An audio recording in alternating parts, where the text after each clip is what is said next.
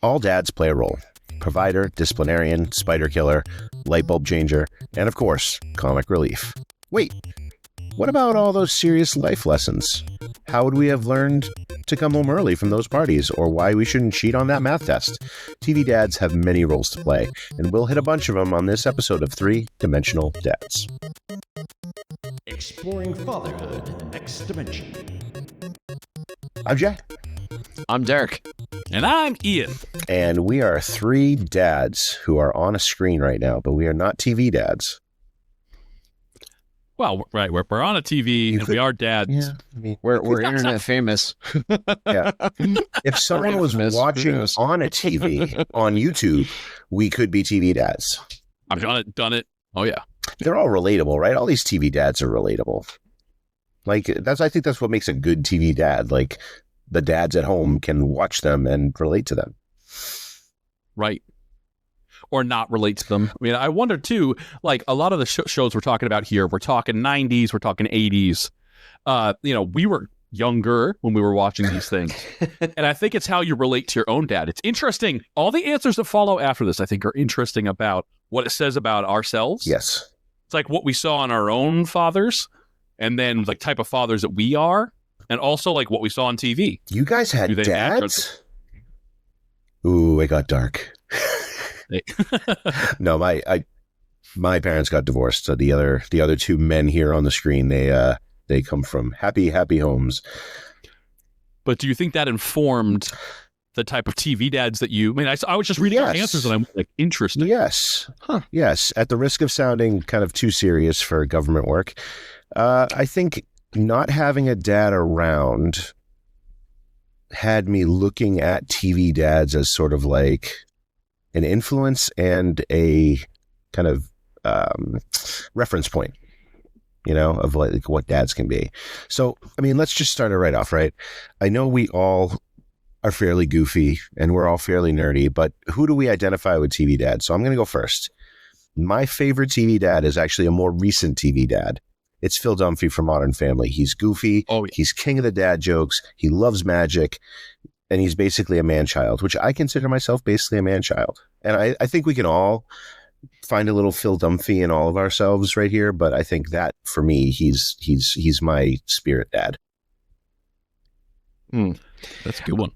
I love the Friday night like ABC lineup. So Carl Winslow to me was always like, it was kind of funny because they were very much a stereotypical family, even though they were a family of color. They were like in suburbia and he's a cookie and like they just had the normal like suburban like upbringing, and also Jason Seaver too, right? I feel like that was like the cookie cutter family, even though he had like the business out of his house and stuff too. Yeah. So, and he was always, he had the wild rebellious son, and then he had his picture perfect daughter. I identified with those, watching those two, growing fans. And I was gonna say, you guys are a little older than I am, so I didn't know who Jason Seaver was. Oh, yeah, my God. Oh my God. This show, I was like, oh, I don't know. I watched Growing Pains. Oh my God. Let me pluck my gray hairs out of here again. You have gray hairs. Look at this. God. Yeah, I know. What about you, Ian? All right. So the dad that I relate to, I was going to say on a serious note, Joel from Last of Us. And that escalated. Just started season 2. Well, I mean, I think it's a game I loved so much. It's a show I watched. I just rewatched season 1 before season 2. And now that I have daughters, man, I relate to that character so much more of like being a protective father, or what you do for your daughter, or, love for daughters. It's like, man, that show definitely makes me go hug my daughters after watching it. Do you have like a sawed-off shotgun like underneath the sink, Ian, just in case the zombies are coming? The cauliflower burns are Nerf shotgun. But then I thought, the other one I have is pretty recent. It's Bandit from Bluey. Because, I mean, that show I watch with my daughters all the time, and man, his mix of this kind of love and support but whimsy, like the creative play, I relate to so much. I try to be that kind of dad with my kids, that like I'm still a dad when I need to be a dad, but we have fun and we play characters and we have imaginations and we do all sorts of stuff. So I think that's one where it's like, man, Bluey is so good, and then he's such a good dad. Well, that sets the table, right? I mean, one thing I think our Dads on Screen series is we really look at kind of a big picture. We take like a 30,000 foot view of dads in this particular context. So like, I think the biggest thing we can start with, like, that I think everyone will understand is like, what is that role of the TV dad?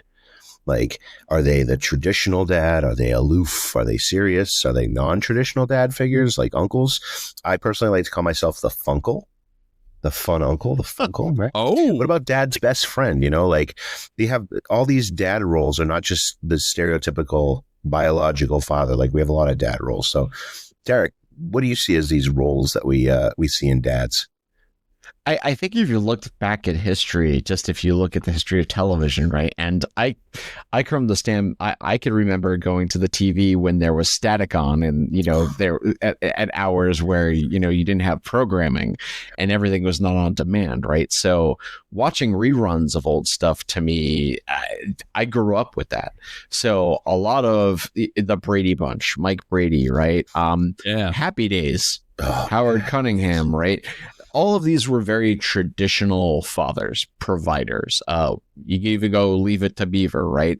I've always seen the TV dad as kind of the guy who has the pipe or comes home from work. I mean, actually, if you think about it, the Brady Bunch kind of broke the mold of like what a traditional family was. They were both, one person had lost their spouse, the other one was divorced, and they came together with this group family type of dynamic, right?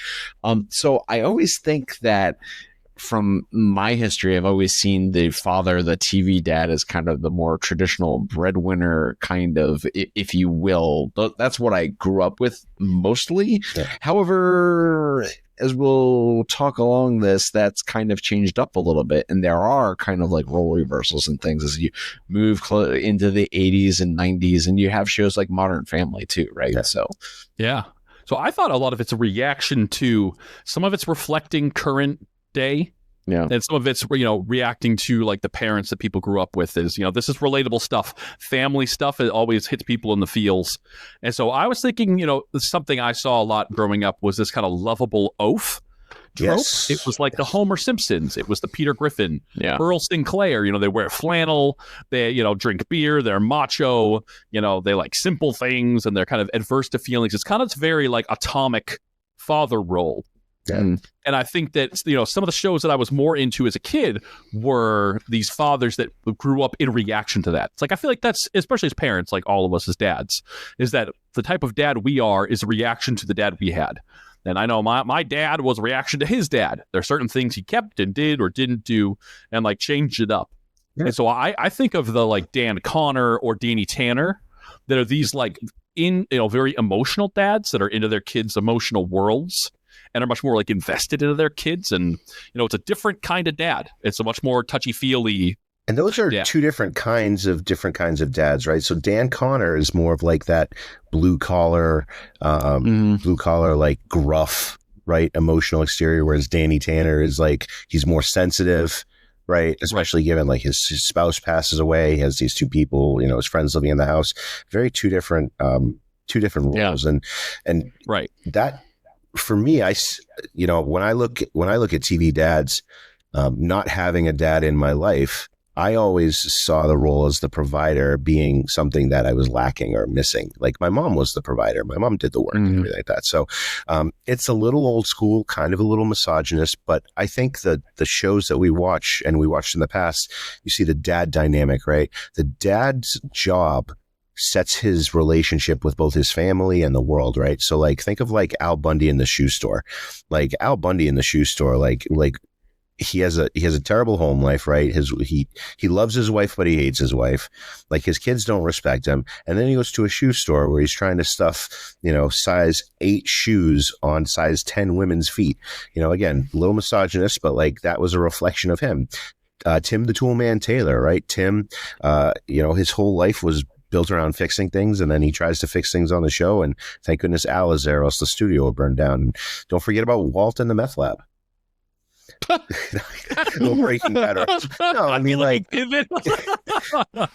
a TV dad. That is a TV dad. And like, why does he go to cook meth? Is because his life falls apart because he has cancer and everything bad happening to him and his wife, right? Like, that's a reflection on what his role in the world is. And again, like, that's the whole like kind of symbiosis of a dad's role, right? He's the provider, but who is he providing for? He's providing for his wife, he's providing for his kids, and we see that reflected in their different jobs, how they provide to what they provide. Meth. I'm gonna pick up your Bryan Cranston, and I'm gonna take it to our next section where we're talking about, we're talking about the mom and dad dynamic here, about like conflicts in parenting, the relationship with the mom, and like some of the examples we saw with that.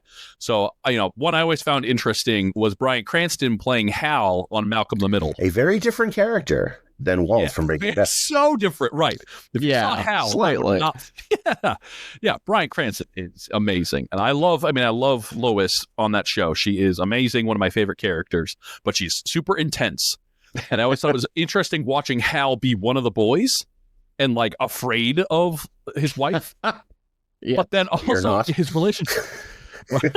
Right, where he's like trying to hide things from her, and he gets freaked out with the boys, and it's a funny role. But I think also his relationship with Lois, of like their marriage and how they talk to each other about things, because the boys are so extreme, it's so crazy on that show. They're always breaking things and getting into such trouble that watching them navigate that was always interesting. It was kind of a cool modern take on like those old themes, like who broke the vase, or like like who broke their neighbor's fence or something like that. Like there was always some sort of like shenanigans and in that thing with Malcolm in the Middle. And Malcolm in the Middle is coming back. They're doing a remake. Oh my goodness, really? Nunez is back. They're gonna do a couple more episodes. Oh boy, there is no original idea social media in Hollywood. I also took this kind of dad versus mom thing, and I looked at dad versus mom, and then I thought, well, what about like different kinds of spouses and partners, right? So like my first thing when I think of conflict between spouses, dad and mom, is like Homer and Marge Simpson. Like she has the patience of a saint, because, and it's a cartoon, I get it, but cartoons are very reflective of, kind of like some real world relationships. But like Homer and Marge, like patience of a saint. He's totally aloof. She has to hold it together. I think it's great. And all those couple, again, I think one of my favorite sitcoms of all times is Modern Family anyway, right? I love Modern Family. And like all three of those couples have their own kind of versus dynamic, right? You got Claire and Phil, right? Phil's a big man child. Claire has to try to be serious, but she's a working woman in the world, whilst Phil, like, he's a realtor, yes, but he's also like this giant man child who loves magic. Jay and Gloria, kind of this May, December kind of couple, older guy, younger woman. They have a very interesting parenting dynamic, because one, she comes in with Manny, right? And then they have a kid together. So this is Jay, who's a grandfather, now becoming a father to a baby. And of course, I think the funniest relationship is Cam and Mitchell. Like that with their daughter Lilith, they adopted, like that. Like they kind of play on the stereotype as like Cam is kind of a more effeminate role. But in reality, it doesn't matter, effeminate, man, woman, it doesn't matter. Like their dynamic together is just so funny. Like, and I think they're the couple that you can tell they play so much love. And I think that's great. And I think they all have very interesting conflicts and dynamics. Going back to Marge and Homer, a direct conflict. I mean, one of my most favorite episodes of The Simpsons is when Bart and Lisa are on opposite hockey teams. Yes. And you couldn't spell conflict more, of like Marge trying to keep it all together. I want you to know you're not in direct competition with each other. And then Homer charges in the room and says, Lisa's team is playing Bart's team. You're going to be in direct competition with each other, fighting for your parents' love. And then he's flipping the light on and off going, fight. Yeah. It's just like, that was a great episode. Just the opposing opposites of like what you were just saying in terms of parenting. But like when I was taking the conflict in parenting and thinking about husband and wife, I went back to some of the classics and thinking, first was like Archie and Judith Bunker. Oh man, right? That's probably like one of the first husband and wives that you see that have that kind of tit for tat type of mentality to them, right? Where, they're both they love each other dearly, right? But he's the very traditional guy, and she's the one, I guess you'd say stereotypically, is like a little aloof, a little like kind of out there, but they make it work, right? Yeah. Like in the end, like their marriage is like together, even though you're seeing like this tit for tat kind of like conflict with both of them. And the other one I thought like is direct conflict is Al and Peg Bundy, just like you were mentioning before, Jay, right? I mean, you couldn't get any more like they stab each other in the back, but then at the end of the day, they're trying to like they hate each other, but they love each other, type of thing. You know, he is just, you know, she's flicking the cigarette ashes in the soup while like, you know, while she's making dinner, kind of thing, right? And he literally says sometimes, "Oh man, I could kill you." Yes, like exactly. And right. At that time when that show was on, it was funny. Now, yes, we don't really see that. Yeah. So what are some of our favorite TV dads from like our childhoods? Now, okay, I have to preface this. In my house, the TV was sometimes in control by my sister. And I did not get the TV because I had a Nintendo, so I could just be like not watching TV. But if we were watching TV, Full House was on the TV. She loved Full House, and I used to play it off like I didn't like Full House, but I kind of liked Full House. I did. I loved it. I did love it. It was so funny. It was funny. Oh yeah, Candace. It was the ABC Friday Night lineup. I know, and you watched I had a little Family Matters. Like, little crush on Candace Cameron. Little crush. Now Jodie Sweetin.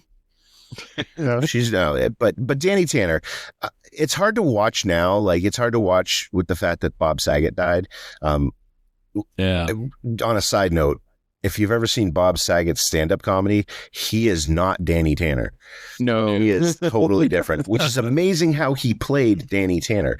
But the best thing about him was no matter what was going on, he was contagiously hopeful. I don't know if I invented that phrase, but he was contagiously hopeful. Even the fact that he lost his wife and he had to bring in his brother-in-law, former brother-in-law or brother-in-law and his best friend, because he had to raise 3 girls, one of them being an infant. Like, as a dad today, thinking about like, what if I had to raise even my one kid by myself? Like, I would want people to move in with me because I have an infant. Like, I don't know, but Danny Tanner, just contagiously hopeful, and he's goofy and he means well, and he always has, even if he's saying the wrong thing, he's still saying the right thing, if that makes sense. In every episode, at 24 minutes in, he sits down on someone's bed and says, "Listen, Deej." Listen, Deej. and he sums up, there's always a lesson. Yes. So it's exactly when Michelle gets punished for the first time. Yes. Yep. Oh, yep. This is no sharing rooms. No fun looking at the wall. And then he comes in again. Even when it's the wrong thing, he says the right thing. I love it. Derek, what about you? Yeah. So there were a lot of TV shows I grew up with. One thing that really hit home with me, and looking back on it now, is Tony Maselli, aka Tony Danza from Who's the Boss? Angela. It was a total modern day, like, sort of role reversal too, right? She was the breadwinner of this house. He was a housekeeper that came to live with them. I think they were getting out of the city. He wanted to get his daughter out of like the bad territory or whatnot. And he also is a father figure to her son, Jonathan, as well, right? And then they had the mother-in-law, Angela's mother, Mona, living in the household too. So I really like the fact that they did this kind of modern day role reversal where he has a stereotypically female job and then she's the breadwinner. She kind of has like the stereotypical male kind of role in it where she's the director of the household and he's kind of the one that is trying to be sort of more like the mother figure to all these kids and emphasize to her like how important, being in her son's life is, right? And trying to like pass down those lessons to him. So I really dug the show dynamic for that because I think that was ahead of its time. Late 80s, early 90s. Yeah. Like you could see that show happening today and it wouldn't, like no one would bat an eyelash. But back then, like that's what drew people in. It was like, who's the boss? Yeah. Tony Dan. Yeah, exactly. Who is the Tony Dan? Tony Dan. So who is the boss then? Right. I would say the boss was always Mona. The 60-year-old, woman who has a little too much, zip in her, sex drive.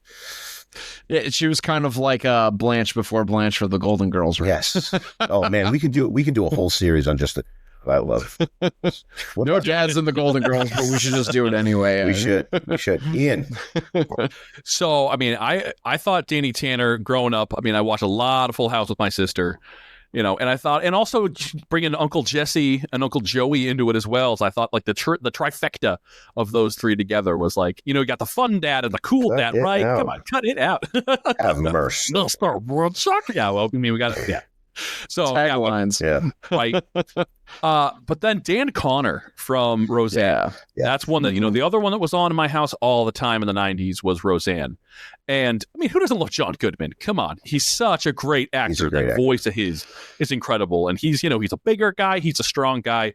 He's funny, but then he has that emotional side too. Like he had those sit down on the bed, like, oh, you know, the strings start playing and like actually having real talks with Darlene or someone. And so I thought that's, you know, trying to strike that being funny with your kids, but also still not be, he was never like their friend. And I feel like that's something I feel like I'm always like fun dad. But like, I'm not my kids' friends. I'm their father. Mm-hmm. And so I think if you go too fun dad, then you're just trying to be your kid's friend all the time. And he had Whereas this instead, I think it's a good interesting balance. dynamic with the Yeah. boyfriends, Becky and Darlene's boyfriends. Oh, right. Like he hated Yeah. Becky's boyfriend, Mm-hmm. and then he hated David initially, Johnny Galecki, but like eventually he learned to love him, and Right. he's this big gruff dude, but you could see like out of like maybe all the TV dads we talked about, like I think he had the biggest heart.